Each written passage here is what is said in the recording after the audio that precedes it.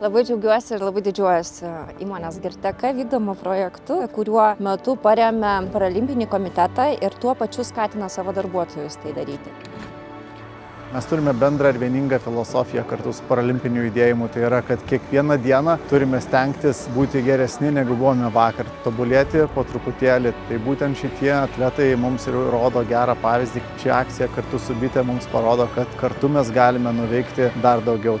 Mes Bitėje turim labai svarbią vertybę, vieną iš svarbiausių - komandiškumą. Ir man labai malonu pasidžiaugti, kad Bitės ir Bitės darbuotojų komanda kartu su mūsų bendražygiais socialinio rėmimo srityje su Girteka prisidėjom prie labai gražios iniciatyvos, dovanojom sportinį inventorių žmonėm su negalia, kuriem labiausiai to reikia. Inventorius tai yra tas dalykas, apie kurį turėtum negalvoti, jeigu nori pasiekti kažkokių maksimalių rezultatų. Manau, kad čia mūsų kiekviena pareiga yra žmonėm, kuriem tai yra be proto svarbu, tai yra jų gyvenimo prasmė, dalyvauti tame ir vykdyti tą veiklą, ir tai yra mažiausia, ko mes galim prisidėti, ir džiugu, kad tai galim padaryti.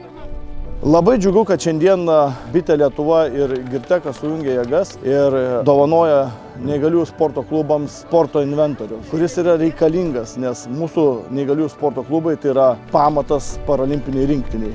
Dar norėčiau pakviesti rėmėjus, jų draugiškus kolektyvus išbandyti šitas dovanas sporto salėje.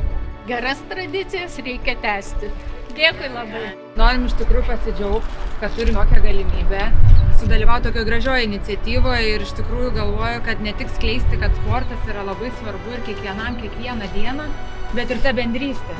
Tikimės, kad šita atributika padės pasiekti dar geresnius tikslų.